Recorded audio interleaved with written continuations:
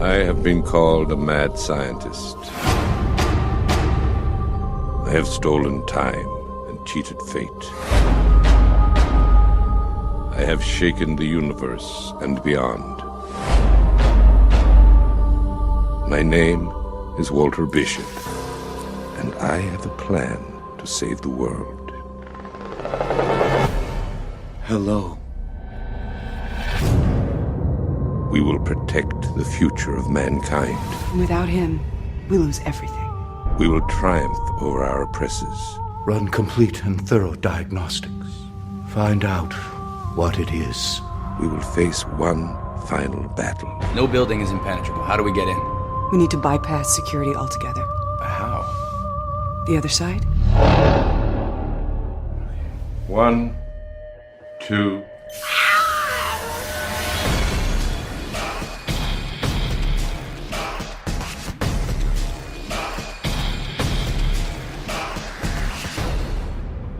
Walter, this is not the end. We're gonna win this. Do you have the will to change destiny? Do you have the strength to save humanity? Do you have the courage to sacrifice everything? We're gonna see her. We're gonna have her back. Nothing else matters. I know in my soul this is what I am supposed to do.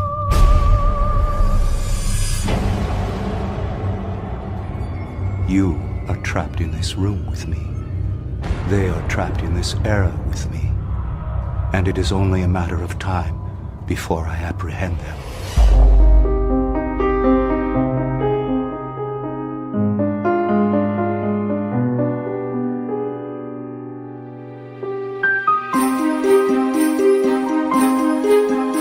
Hi, everyone, and welcome once again to GeekFest Rants. My name is Carlos Perron, and joining me today I have Steve Ivona. Say hi, Steve. Hey, Carlos. Today we are going to be discussing the series finale of Fringe, one of our geeky shows that we've been following for a number of years, and a number of our contributors also follow. I'm going to get started with Steve, and a little later I'm going to have Tony come in and give us his 2 cents, because this is one of his favorite shows ever. So we're going to try to get as many viewpoints as possible, not only about the finale, but the entire series as a whole, what everybody thought of. So let me start over here with Steve first, and let me ask you, Steve, how did you feel about the way they wrapped up the season and the series, really? Well, I got to tell you, I thought it was an amazing wrap-up. I couldn't have been more pleased with the way everything came together.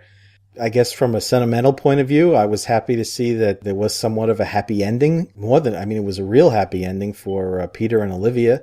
And it really kind of was very moving. I think the most moving aspect of the finale for me was Peter and Walter's farewell and the way Walter sacrificed himself for everything to go back to the way it should be. Because in effect, everything that happened in the show was Walter's fault. And in a sense, there was that point where it seemed as though Walter was not going to have to sacrifice himself. Correct. But then it ended up that he had to. And I just felt that it was a very sort of poetic ending, and it was everything came full circle. Walter, in a sense, acted very selfishly in the beginning, the way he brought the alternate Peter to our universe, so to speak. He was behaving in a very selfish and reckless manner, and that really caused untold damage to the universe. The universe is, whatever you want to say. And now here at the end, he was acting in a very selfless manner. And you could see that, there was a real learning curve for Walter throughout the show. And I guess in a sense, he was kind of paying for his sins in a way, doing what he did. But I don't want to put such a negative spin on it. I mean, he was really just acting out of love for his son and to get things back on track. And like I said, I can't think of a better way for the series to have ended. Well, for a lot of TV shows that have their final episode, a lot of times shows get accused of not tying up all the loose ends. How do you feel that this show tied up not only the loose ends of the mythology of the show, but the individual characters, the A characters and the B characters? I think everybody had a great ending. All the A characters, I thought, they all had very strong arcs throughout the series, especially Walter. and Peter and Olivia. I mean, when I go down the list and I think of how everybody ended off, I can't speak for the creators of the show, but it almost felt as if there was a game plan. There are certain shows that you and I both like, Babylon 5, for example, where you get the sense that there was a real beginning, middle, and end, and there wasn't like kind of scripting on the fly. I just get the sense that this was very well thought out. And I know that season 4 ended in such a way that had they not been given a 5th season, it would have tied everything up. And honestly, at the end of season 4, if that had been it, I would have been okay with that. But having these last 13 episodes really, really gave them a chance to have a really meaty conclusion, and the knowledge that, okay, this is it, you're getting your final 13. And I can't complain.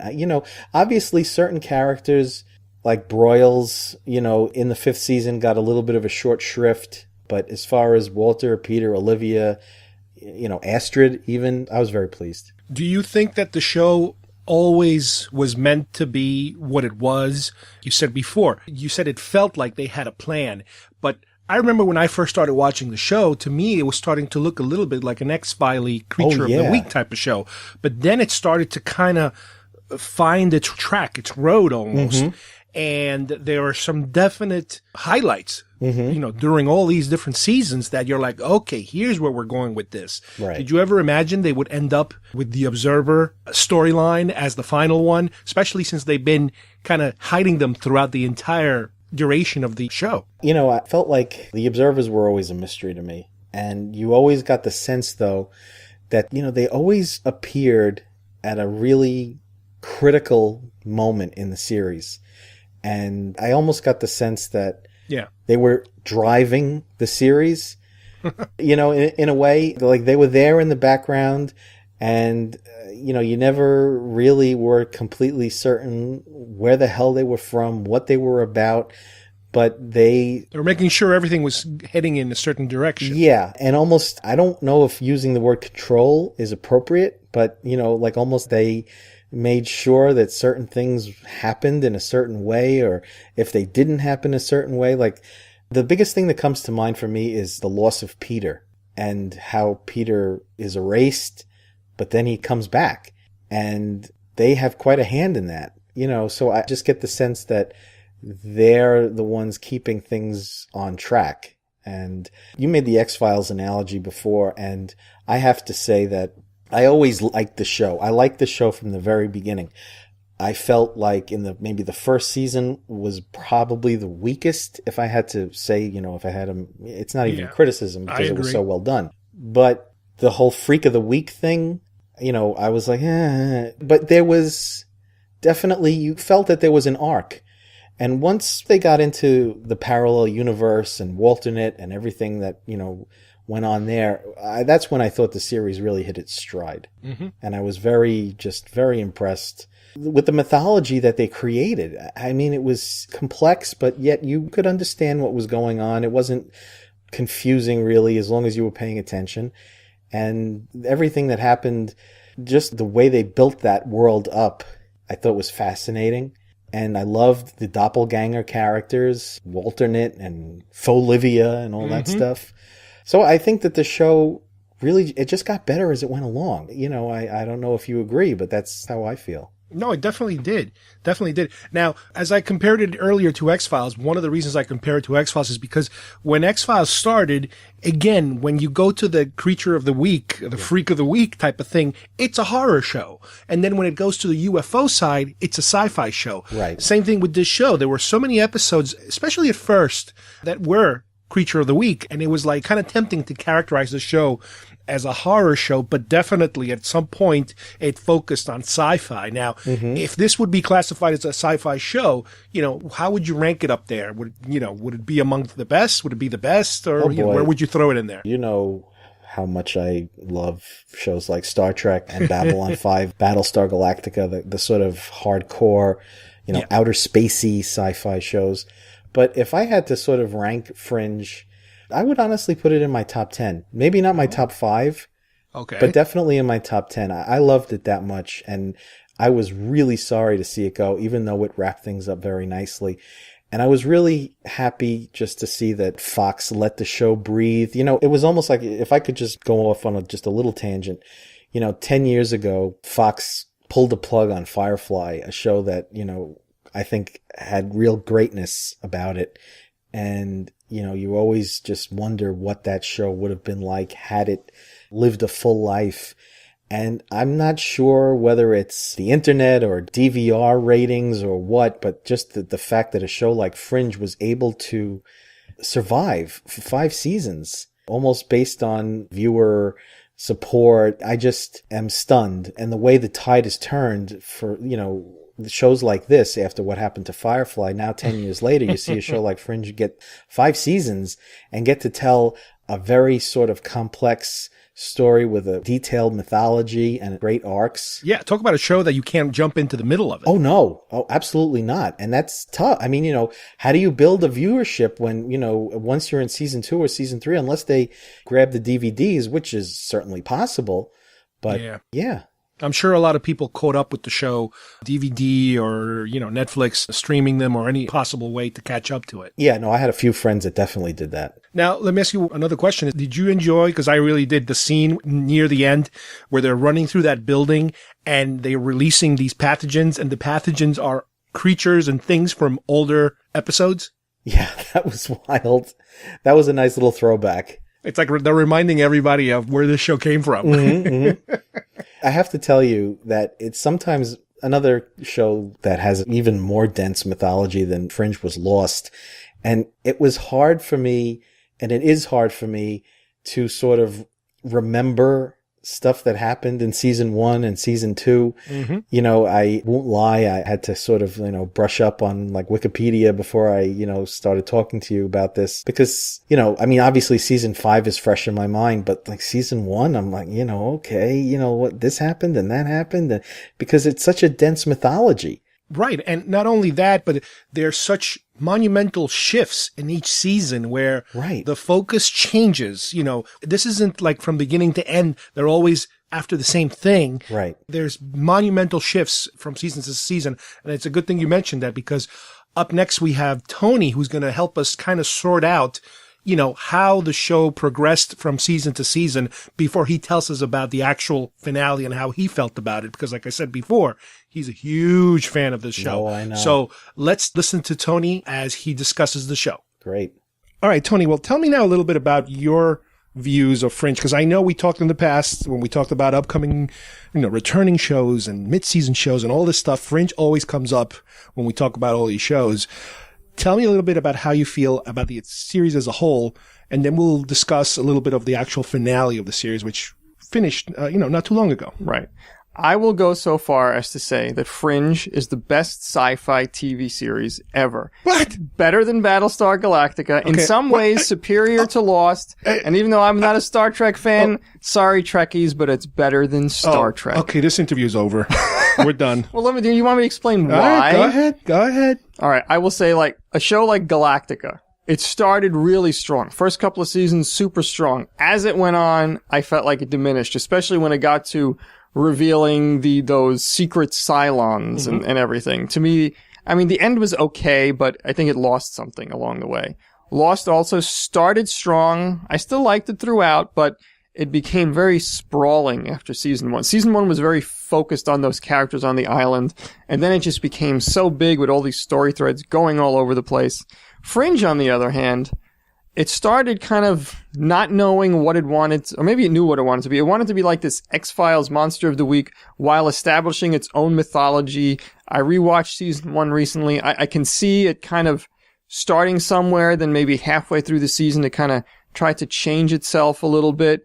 But by the time it got to the end of season 2, and then seasons 3, 4, and 5, it was so solid, strong, and focused. It managed to integrate stories of the week with the mythology stuff, which is kind of rare to do, and it did it seamlessly, and it stayed focused. It never got out of hand. Season 5, I thought, brought in elements from all the previous seasons, and it just wrapped things up nicely. It didn't leave a lot of loose ends. So for that reason, I declare Fringe best sci-fi TV series ever. And if Steve Avona says differently, then Steve Avona is wrong. Well, let's break it down a little further. Okay. In terms of, let's just do a general breakdown of this different seasons, not so much episode by episode, but kind of like main theme by main theme. Like you said, the first season was an introductory season. It felt very X-File-ish to me, I remember. Mm-hmm. But they were establishing the alternate universe slowly. The whole William Bell it was a slow angle. reveal. Right. The first season kind of established that there's more than one of everything was the title of one episode. Mm-hmm. And also the first season was also just establishing the relationships between Peter and Walter and Olivia and Astrid and Broyle and everybody. Season 2 got a little more deeply into the alternate universe, and we discovered that there was this war with the other side because Walter had found a way to break through to that alternate universe and to take Peter from that world because his own son Peter had died in this world. Right. Peter in that world was also dying, so he brought him here because he had found a cure for Peter's disease after his Peter had died. But then he brought him here and he kept him here. And I don't recall if something happened that he couldn't go back at the time, which is why I kept him here, because I know he had the intention of returning him. But he didn't. But also in the act of crossing over to that alternate universe, he kind of caused that universe to start disintegrate and everything was out of whack. So then that universe declared war on us. And that was kind of the setup in season 2 is, well, first Olivia discovered that Peter was from the other side, and then Peter discovered it, and then we got to know those other characters from the other side slowly. Plus, we also got to know that Olivia was involved in some of the experiments that Walter was running. So she has the ability through some of these experiments to be able to cross over without any technology aiding her, more or less. The cortexiphan in her brain. The MacGuffin. Yes. And then season 3 was kind of the war between the worlds, the universes, so to speak. Right. And this is one thing where Fringe did well. Whereas, in subsequent seasons to season 1, Lost, for instance, they introduced the tailies. They introduced all these other characters to try to, I guess, open up the story. It's something we see this season on Once Upon a Time. They're introducing a whole bunch of new characters. Mm-hmm. What Fringe did is they managed to introduce new characters, but they were really just the alternate universe versions of the characters they already had. So it wasn't like you were trying to establish completely new people. You're kind of already connected to these characters in a sense. But they're different personalities. They're exactly. the same person with a different personality. Some of them seem to be very mean and evil, let's say. Some of them are just weird and, just different motivations behind these new characters. Mm-hmm. And that lasted quite a bit. We went through that phase, and even the title, the show's opening titles, they would have different colors to tell you what world you're in. Yeah. Give you a hint. Mm-hmm. So that lasted for a while. That was season 3. That was 3. And then at the end of season 3, Peter essentially, his existence was wiped out, which also wiped out some of the problems between the universes. Right, in order to repair the rift. Right. And it also undid a lot of the things that happened in season 3. Like, if you remember in season 3, the other Olivia, I call her Faux Olivia, she had Peter's baby. And that whole thing was just kind of wiped out. It was almost like a reboot of the universe.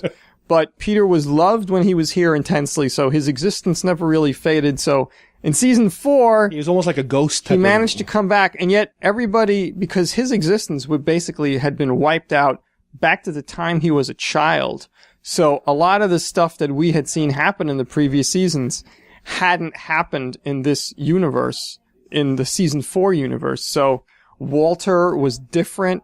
He was much more dark, like he was in season 1 when we first met him. When he first comes out of the asylum, right. Olivia was different. But frankly, even the people in the alternate universe, they seemed not as antagonistic towards our world as they had been in season 3. Right. But basically that story was resolved in season 4, and it turned out William Bell had been behind a lot of the things. He was trying to destroy the world in order to create the world in his own image. He really wanted to be God, and that's where a lot of the God themes came in that season. And that brings us to the end of season 4, where things go really wacky. Now, before we even introduce the concept of the observers have been in the show hidden for many seasons. They've shown up many times. And they were revealed early in season 1. For a few episodes, they were just in the backgrounds of scenes. It was like cameos, like little Easter eggs almost. Yes. So I don't know if they already knew where they were going with the storyline, because the observers were bald. So if anybody reads Marvel Comics, you'll remember the character, the Watcher, who was a character he was from another world. He wasn't supposed to interfere with this world, but yet he was kind of taken with the human beings in it and the way they acted and their emotions. And so he wound up, I think, at some point interfering, even though he wasn't supposed to. And that is pretty much exactly what happened with the observers, especially September, who years ago wound up saving Walter's life and Peter's life from drowning. And at that time, the way it plays out in season 5, I guess September already knew he had a son in the other, in the future. So that's where it gets a little bit tricky. But it's still, if you don't think about it too much, it all works out. You're supposed to think back on it, and it's supposed to kind of make sense. But yeah, the final season, when we just finished watching now, everything changes in terms of the focus of the show is on this new world that has been altered. Yeah, well, the world we're into now in season 5 is basically the world from season 4, which was a different world from the first 2 seasons. But in season 4, Olivia wound up remembering her past from the previous timelines. And in this year, Walter wound up remembering his past from the previous timelines, just to kind of bring everything, full circle. We need charts for this. Yeah, this is more for a video cast than a audio podcast. But essentially at the end of season 4, they got their happy ending. Peter and Olivia wound up together. She was pregnant. Walter was happy he had finally found a family. And then September, the Observer shows up and says they're coming. And oops. That's where... And technically, season 5 was introduced during that one episode of season 4. Which is that episode we talked about in the past where all of a sudden I felt like I missed something. I'm like, oh my God, did I miss like 3 episodes? Because all of a sudden it's a completely different environment we're in and people are acting differently. And it's like, what the hell is this all about? It seemed like it was a pilot almost for the 5th season, which it turned out to be. And I thought it worked well. I think giving Peter and Olivia the daughter they never knew worked out well. It set up a lot of emotional angst for this season. I thought this was a perfect final season for the show. I don't think they did anything wrong. I don't know that they could have done anything better. It was a very focused season. It moved very fast. That's the thing. The show became more and more focused on the family, on the relationships between the characters, obviously father and son, Olivia and Peter. That if you think about it, even from the beginning of the series, Olivia's thing was always the family that she never had a chance to have. Yeah. She was always like looking at her sister and her family and, kind of somewhat jealous of that kind of relationship. Yeah. But she was never able to because she was kind of like married to her job type of thing. Yeah. Plus also her father abused her, so she didn't have that. She was experimented on as a child by Walter. Oops. As you mentioned. But in the long run, she wound up finding the family, which she never had, which again is kind of a recurring theme in shows created by J.J. Abrams. And obviously you can't have that big of an ending or that big of a conclusion to every single character, but those are the lead characters. So the whole final season went in the direction of this child that we were introduced in an earlier episode in an earlier season. Right. Michael, the child observer who popped back up again in season 5. I had been rewatching season 1, and I just happened to watch the episode he was originally in season 1 a few days before this one aired in season 5. And when I was watching on DVD, I was wondering, I forgot about this storyline. I wonder if they're ever going to pick it up again, because it seemed like it had a lot of potential. And seemed important. Sure enough, it showed up. So, I mean, I have to wonder if somewhere in their minds, they had the idea to bring this child back into the future, or they just decided to look over the 4 seasons, see what plot threads were dangling that pick could something fit interesting. And this fit in pretty good. And again, I don't know how involved J.J. Abrams was anymore in the series. I know he created it, but he's got this big thing about, as a child, he bought a box of magic tricks that he never opened, and he calls it the mystery box. And it's kind of reflected in all his works. He puts something in there, some kind of element of mystery that's never really explained, because he thinks, sometimes you're better off just with the mystery. You don't have to have everything explained to you. Sometimes just the mystery itself, it creates imagination, and there are mysteries in life that can't be explained, and that works for him. And, looking back on, just referring back to Lost on the last season, to me, the worst episode of the last season of Lost was the one where they tried to explain the island and the relationship between the man in black and Jacob. So sometimes mystery is the better way to go. And to me, the child observer, Michael, was almost like the mystery box in this final season, because he had these powers that were just kind of hinted at, but we never really got to explore too deeply. Yeah, exactly. What can he do? But the show at least gave us enough information that this child is important, and that the good guys figure out that if they were able to bring this child to the future, to kind of explain to the people that live in this future world what he is and what he can do and how he can evolve, they don't have to go in the route that eventually ends up with the observers taking over the Right. Earth in the manner of the way they do it by going back in time. Right. And tell us about how that whole thing wraps up. And also, if you're looking at the religious themes, which I tend to do, you'll notice that the music box the child would sometimes wind up playing plays the song "What Child Is This?", which is Christmas a Christmas song. song, Yeah. which kind of refers back to a child savior. So, that element is in the story. Mm-hmm. So how does it wrap up? How did they resolve the season and the show? Well, the way the story winds down is that September and Walter devise a plan to essentially reboot time back to the time the observers invaded to keep them from invading. So somebody needs to take the child into the future where, well, I guess I should backtrack. The observers were created, basically, I thought they were a race of aliens, but it turns out they were humans who had evolved because scientists had done work on the brain, the human brain, to get rid of emotions, basically. Originally, it was just emotions like anger and They're greed. basically becoming Vulcans and Romulans. I guess you could say that, yeah. Engineered. Purely intelligent, rational creatures with You have no to put emotions. this in a way that the people who listen to the show understand, Tony. Okay, Come well, I on. told you I wasn't a Trekkie, so...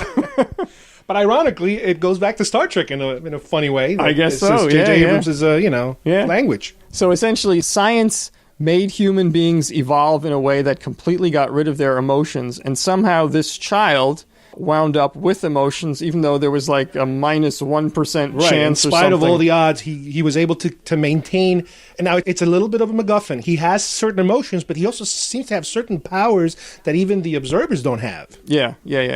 And, that could be because September, who was affected by the emotions of humanity, was revealed to be his father. His father. So it's kind of like what came first, the chicken or the egg type Yeah. of thing. What made it happen this way. So the plan is to take Michael into the future, not the very- far future. Right, the near future. The future to show the scientists who are doing the brain experimentations and getting rid of emotions, to show them that this child should be the next step in human evolution, not getting rid of emotions, but really combining intelligence with emotions. So by taking the child to that point, then the scientists would never create the science that would create the observers who then Go back could in not time. invade. Right. So this is where the whole time paradox thing comes up, and somebody has to take Michael to these people, and originally the plan was for Walter to do it, but then September steps in because September is revealed to be his father, and he wants to do this, and this is actually a great kind of touching father Because scene. it's even though it doesn't end up being that way, for story purposes, it solidifies the father-son Right. bonds that exist in the show. Yeah. And then on the way into the wormhole into the future, September winds up getting killed, so Walter needs to step in and do it. And the last few episodes, Walter and Peter have had some really heart-wrenching, emotional scenes together. That was just this was one brilliant. of the big ones, yeah. I mean, it's really a shame that Fringe tends to get overlooked in award season, because John Noble, I think, especially deserves an Emmy for his work. And again, after 5 seasons, Peter always called him Walter, never called him Dad. The last few episodes of season 5, he finally started calling him Dad. And it's like Walter finally got the relationship with his son that he wanted. But yet, at the end, in order to save not only the world, but in order to reboot time so Peter and Olivia could have their daughter back, because the observers killed their daughter, Etta, which we kind of had glossed over before, he made this ultimate sacrifice to take Michael into the future. So he gave up his family so that Peter could have his own family. And again, when you look back to everything that transpired in the earlier seasons, this Walter was a guy willing to kidnap someone else's child and break the universe in order to have a family. And now here he was sacrificing his own happiness so his son could have a family. So it's a huge evolution for the character of Walter. Now, in the process of getting to that point, this special child, Michael, gets lost. He steps out of the train and gets inside the building where the bad guys are keeping him hostage. And it gives the show an excuse to, as you mentioned once before, to cross over to the other side for help. And what's interesting is that not only do we get to see, I guess, for one final time, the other world, the other parallel world. But we also see almost like a who's who of the past seasons, bizarre creatures that they've been collecting in these jars or something, because the team releases these toxic gases that makes the observers have all these weird reactions, and these creatures start coming out of them. And it's like, I remember that's from season 1 and that's from season 2. And it was almost like, and I know Tony hasn't seen it, but I know some of you might, the movie The Cabin in the Woods, where they do a who's who of modern horror film, modern classical horror themes and creatures and bad guys, and they kind of did this in the show. All of a sudden you're going like room to room and floor to floor, and these guys are being attacked and weird things are crawling all over the place, which was kind of like, whoa, this is really gory stuff happening in here. But going back once again to the end itself, Walter and Michael go through the whatever wormhole they create in order to jump to this future world, and then we are back. Basically, the season started with a scene in the park of little Etta, Peter and Olivia's daughter, having a picnic or something. Probably about 4 or 5 years old in the park. She's running towards Peter, and then suddenly the observers show up in the park. This is, I guess, the moment they invade. Right. You see like explosions in the background and stuff that's happening everywhere. And Etta never gets to Peter. She's, I guess, taken by the observers, and this is kind of the thing that starts their quest. So at the end of season 5, you revisit that scene, only this time the observers never invade. Etta gets to run into Peter's arms. You know, Walter's plan worked. Peter and Olivia have their daughter back, the family they want. And then at the end, Peter gets home, and there's an envelope from Walter, and it's a picture of a white tulip, which played a role in the season 2 episode. Now explain to us the meaning of that, because I saw it and I understood it was important, and I know they had it on before, but I couldn't make exactly the connection of why it's so important. In season 2, when it's revealed that Peter is really from the other side, Olivia discovers it first because she sees like this shimmer around Peter now that she's been to the other side. She tells Walter the truth has to come out. Walter knows the truth has to come out, but he's worried about telling Peter. Walter essentially makes this deal with God. He says if God would send him a sign of a white tulip, because tulip don't really grow that time of year, he would take that as a sign that God has forgiven him for what he did in his past. And then if God can forgive him, then Peter would forgive him. And he tells this to this other scientist, who I think is played by Peter Weller, maybe? Tells it to the scientist, who is rebooting time in order to try to save his wife's life. Okay, I remember that episode, yeah. And he just keeps rebooting time, and he explains this to the scientist. And in order to try to make Walter's wish come true, this scientist draws a picture of a white tulip and mails it to Walter, and when Walter gets it, he takes it as the sign from God that he has been waiting for. Now, I choose to interpret that as God using that other scientist as kind of the instrument to get Walter to that point. But from then on, really, Walter is a different person. He feels like he's kind of been forgiven by God. He tries to make amends to Peter. Peter doesn't react that well, and that kind of sets other things in motion.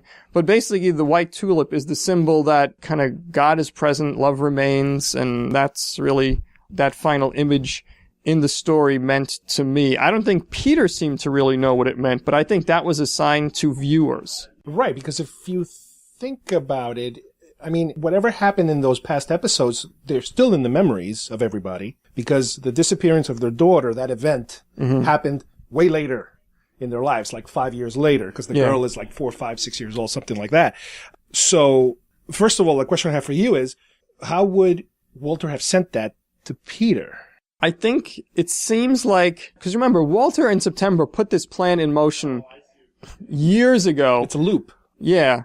But at the same time, I don't know if it was mailed, so you could say that some kind of miracle occurred and the white tulip somehow got through time and space as God sending a message to Peter. So it's, that's out there, and that's in the MacGuffin territory, I guess. I guess it's open to interpretation. And the other question, which we have to kind of trace it, is, okay, Walter crosses over with Michael. At that particular second that he crosses over, things are fixed, let's say 10 years before in the past. Things are fixed, and at that point, when things are fixed, Walter ceases to exist in our universe, because now he's in the future world. So basically, when the observers don't show up in the park, that seems to be the point where Walter ceases to exist. In this world. That's how I interpreted it. Which also means that everything that happened before still happened. Yes. Everything is still there. Things didn't disappear because of the fact that there was a time travel episode. Correct. Because most of the things that are happening now, we never see them in the show because we never really see what happens, from the age of 6 of their daughter to when they find her later. But basically, it's intimated that the observers will never have been created, so they never could have invaded. Right. And I mean, it's the way they do it is Walter walks through the wormhole and time is rebooted. Technically, Walter would have had to walk through the wormhole, convince the scientists. It all would have taken a lot longer. That's a whole other show. Yeah, but keeping things short purposes, that's the way it worked. Well, I wouldn't say that this is the best show ever like you would, but I definitely would say it was a very satisfying ending. They didn't pull a Soprano, thank God, where all of a sudden you're like, I don't understand what just happened. Mm-hmm. It wasn't an angry type of ending where it just makes you upset because you don't know exactly what's happening. Yeah. I think they gave you enough information. There's enough stuff there, like you said, that it's still out there. You don't know, what is Walter doing? What is this new world like? How is he interacting with people? Mm-hmm. Maybe that's a spin-off that we might see one day or a movie. But it gave you just enough to wrap it up without feeling like the show was rushed or cut short or anything like that. I think the amount of seasons was just enough to keep it still interesting. And every season, you don't feel like, oh my God, they're jumping the shark now. The show's getting slower. Yeah. No, it hit the right note, and the right sweet spot as far as, keep going with it. I mean, the other reason that I would say it is the best show, it is because, again, ultimately, I think it's really a family story. All the mystery stuff, that kind of played second fiddle, I think, to the establishing of relationships and trying to become a family for the Bishops and for Olivia. The show also dealt with bigger themes. I think it was season 4 had an episode about, I think the title was The Hubris of Trying to Improve Upon God, which is basically the kind of the challenge between science and God and science and ethics. And, is just because you can do something, is it right to do something? And in season 5, there's this face-off between Windmark, the kind of leader of the Observers, the evil villain of the season, and Nina Sharp, who leads Bell Technologies for all these years. And it's about Michael, the child observer. Windmark indicates that he was a child born with a genetic anomaly and just scheduled to be destroyed. So basically, in their society, children with genetic anomalies should be destroyed. And Nina points out to Windmark that kind of action really makes them more like animals than human beings. So you had that whole thing about what is the ideal? Is genetic perfection the ideal? Is there something more to humanity and spirit? So I think it was also interesting that even though the observers are supposed to be a race that has completely evolved and removed chemically or mechanically all those feelings from them, they still have this trace that they either are ashamed of, they don't know they have it, because I remember one guy, there was music playing, which they never heard it before, and he started tapping, and he doesn't know why he's tapping. And even the main bad guy, he admits that he has anger, hatred, and hatred, and it's like, well, you're not supposed to have that. What is that? Yes. So it's like, feelings don't necessarily have to be good feelings, but they're still feelings. Right. Even though they got rid of them all in the brain, you could say that's the spirit or the soul, which is, again, where a great element of where this show existed. It wasn't just all about the physical, it was sometimes about the spiritual. So Cool. Well, thank you, Tony. Thank you, Carlos. All right. Well, that was Tony letting us know how he felt about the show. And Steve, you got any final thoughts on the conclusion of Fringe? Well, I just want to say that, maybe reiterating what I said before, I was so happy to see that the show lasted 5 seasons. I think that it really deserved that time to tell its story. So much happened. I mean, you could do shows on each season of Fringe. Look, as a Star Trek fan, I'm not going to lie, when they brought in Leonard Nimoy as William Bell, I had to just throw that in there. I mean, I was so thrilled. And he was such a great character. Even the supporting characters, even the 1 or 2 or 3 episode characters, I really didn't get to mention, characters like Lincoln Lee and Nina Sharp. All the supporting characters were great.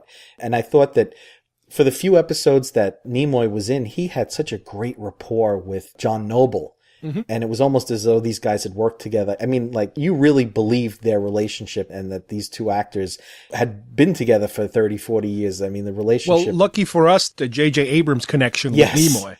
Because, Nimoy was so dead set against ever acting again. That was a blessing in disguise right there. But I wonder how long it's going to take for another show to come around that is this good. And I also have to say that you can say that Fringe was hardcore sci-fi, but the characters were so relatable and so likable that you had somebody, you know, I like to use my wife as an example. She loved Fringe. I, of course, you know, kind of made her watch it in the beginning, but she fell in love with Walter. He made her laugh. And then Peter and Olivia, that there was a love story there. And look, I'm not the guy who watches these, romantic comedies and everything, but their relationship was very, very moving and touching. And it took its time. They didn't just season 1, boom, you're there. No, they slowly built up. Oh yeah. And just the way the relationship between Walter and Peter evolved. And as I said, from Peter's sort of dislike of Walter. And it was tough too, because, Walter was in the insane asylum, and then there was that sort of, their relationship is growing and growing. And then when Peter finds out who he really is, and puts everything back to square one, and then Walter and Peter have to build that relationship up again, and the way things play out in the finale, and just those moments where Peter will call Walter dad. I mean, it never feels forced or anything. You're just like, oh my God, it's just, I don't know. I have to say it's up there. And I wish that more of our colleagues were into it, or will at least give it a try on DVD or Netflix. Oh, I'm sure they will. That's what Netflix is for, and DVDs. You catch up, you get stuck in your house for a week, you catch up with a whole bunch of seasons of certain TV shows you've never seen before. Absolutely. Now, let me ask you one final question. Sure. Concerning the actual ending of the show, the ending of the main plot that we were looking at. Even though Walter, you could say, sacrifices himself in order to go to the future with, was it Michael? I think so. I don't believe he's dead. He's just in the future. Right. So do you think there's a future for this show?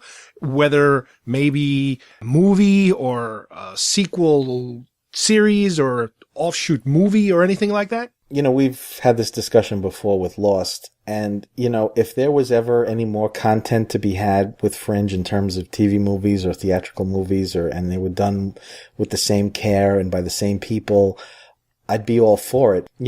When Peter got the letter from Walter with the tulip, I wasn't really sure exactly if Walter had left that for Peter before. Well, that's one of the things that Tony theorizes, is that whole, chicken or the egg time travel thing, where he sets it up on purpose because he knows he's going to do it. And, it's one of those things. Okay. Well, I mean, again, my answer to that question is if they have more stories to tell in that universe with those people, then I'm there. I just don't anticipate it happening. I feel the same way about Lost. I think it would be great. I think all of us would show up. And I think they would, the actors obviously love working together, and they're really quite a family. And again, I just want to mention, that little thank you, that little video that they made for the fans was unbelievable. I mean, it was just so wonderful. And it was so heartfelt from the individual actors. Yeah. And you could just tell that this was like the job of their lives. Who wouldn't want to return to those characters? What's also funny is the other thing I appreciated was the fact that during one of the last episodes of this 5th season, they're walking around this building and the doors have the symbols that are in every commercial break of the show. Right. And it's like, oh, that's a cute little connection that, oh, that's what that's all about. Right, exactly. No, I mean, they didn't forget anything. No, and they loved the fans. They really knew where their bread was buttered. Exactly. Well, thank you, Steve, for joining us today. My pleasure. I hope you enjoyed our conversation and listening to Tony also. And thank you guys for listening. And we will see you here next time on Geek Fest Rants. Bye-bye, everybody.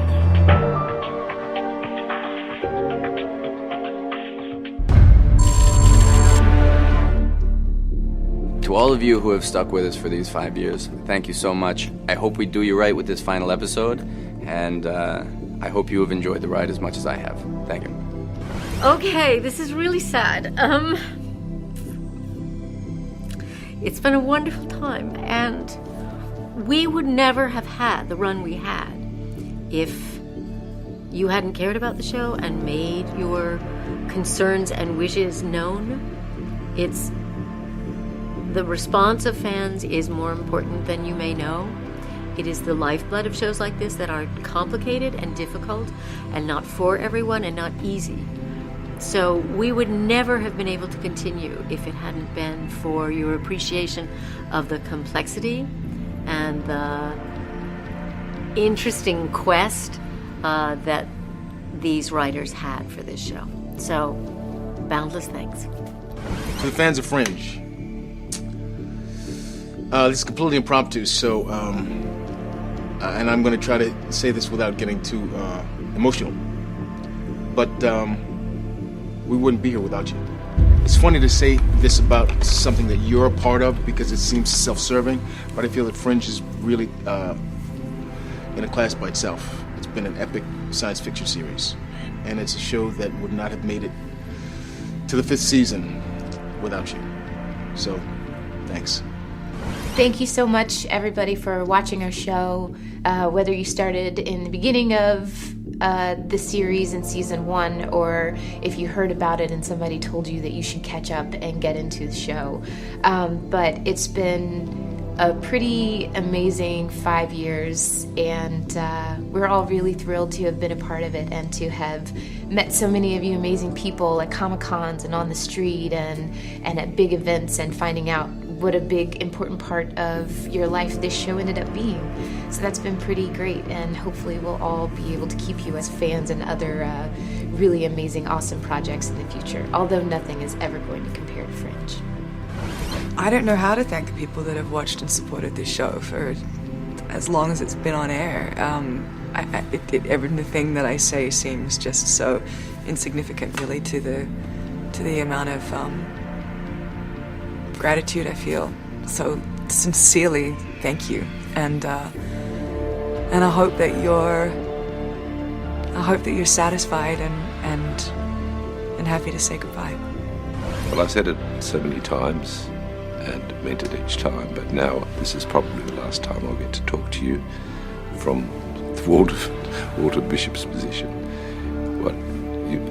We're finishing this, and I think we're finishing it. I couldn't imagine a better ending for our series, and we're doing it. We're here simply because of you people, and it's a wonderful thing that your opinions have been listened to by these big business people that run Warner Brothers and Fox. They've listened, and they've cared about your opinion. I think that's a kind of very important step into the future, because so often we felt that we're not listened to or considered by television executives, and you were very important, and you were listened to. So thank you so much. It's been a pleasure. It's been a great ride with you.